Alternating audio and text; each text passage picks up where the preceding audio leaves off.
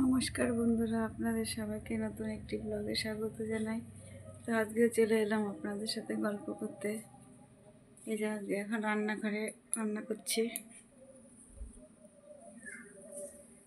ছেলে তো গেছে চাঁদপাড়া ডান্সে। এই দেখুন যে ভাত ফুটছে,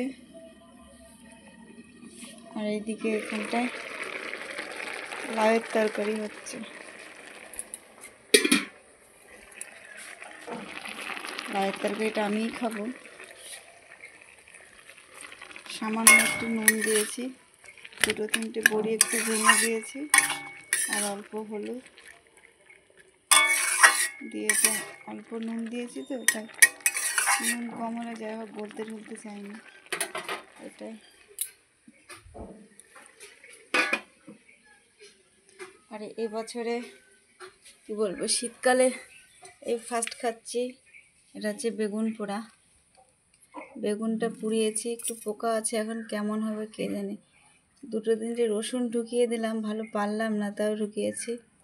দেখুন বেগুনটা পুড়ে কী অবস্থা। বেগুনটা এখন ছুলে দেখতে হবে কতটা পোকা ঠোকা কি আছে। আর রসুন তো এখন অলরেডি ছুলেই রেখে দিই। আর এই যে বেগুন পোড়া লাউয়ের তরকারি, ভাত তো হচ্ছে।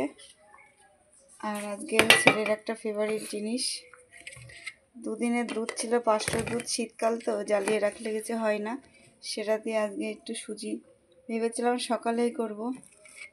ও ডান্সে যাবে, নিয়ে যাবে, আসার সময় খাবে, তার হয়ে ওঠেনি। আজকে দেরি করে উঠেছি, আজকে আর কিছু টিফিন দিইনি, হয়তো কিছু কিনে খাবে না কি খাবে কে জানে। আর এইটা হচ্ছে আজকে লোটে মাছ। লোটে মাছটা এরকম করে বোধহয় ফার্স্ট টাইমই রান্না করলাম। টমেটো তো আমার খাওয়া যায় না, তা আজকে দিয়েছি, ওরা খাবে। লোটে মাছটাকে ভালো করে ধুয়ে তারপরে তার মধ্যে একটু আলু কুচি দিয়েছি, টমেটো কুচি, পেঁয়াজ কুচি। আর আজকে আদা ছিল না, তাই অনেক দিন আগে এটা আদা শুকিয়ে একটু গুঁড়ো করা ছিল, সেটাই যে আদা শুকিয়ে গুঁড়ো করা আছে সেইটা দিয়েছি। আর একটু জিরে, লঙ্কা বাটা, রসুন বাটা দিয়ে ম্যারিনেশন করে, যেমন মাংস রান্না হয় সেরকম করে কড়াইতে জিরে, তেজপাতা, শুকনো লঙ্কা ফোড়ন দিয়ে, আর ওই মাছ মাখানোটা ম্যারিনেশনটা ঢেলে দিয়ে নাড়াচাড়া করে সামান্য একটু জল দিয়ে ঢেকে দিয়েছি। আর এটা দেখুন, দেখতে কিন্তু দারুণ লাগছে। আর নামানোর সময় আমাদের এখানে একটু ছিল বিলাতি ধনেপাতা, আপনারা অনেকেই চেনেন। এই দেখুন বিলাতি ধনেপাতা গাছগুলো আছে, সেখান থেকে একটু কেটে এনে একটা পাতা নিয়ে এসেছি, তার থেকে হাফ হতে দিয়েছি, একটু লাউতে দেবো, একটুখানি বেগুন পোড়াই দেবো। এগুলো কাঁচা খাই না যেহেতু, তাও আজকে একটু দেব।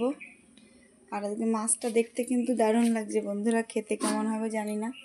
লোটে মাছ আমি এভাবে ফার্স্ট টাইম রান্না করলাম, কেমন হবে কে জানে। আর এই যে লাউটা হচ্ছে, এবার দেখব। ছেলের আসারও টাইম হয়ে গেছে, 12:30 থেকে বনগাঁ থেকে ট্রেন, 12:30 বেজে গেছে। গোপালনগর আসতে যতক্ষণ লাগে। তো বন্ধুরা, আপনারা সবাই ভালো থাকবেন, সুস্থ থাকবেন। ভিডিওটা ভালো লাগলে প্লিজ লাইক করবেন, কমেন্ট করবেন, শেয়ার করে দেবেন, আর আমার পাশে থাকবেন। দেখা হবে নেক্সট ব্লগে।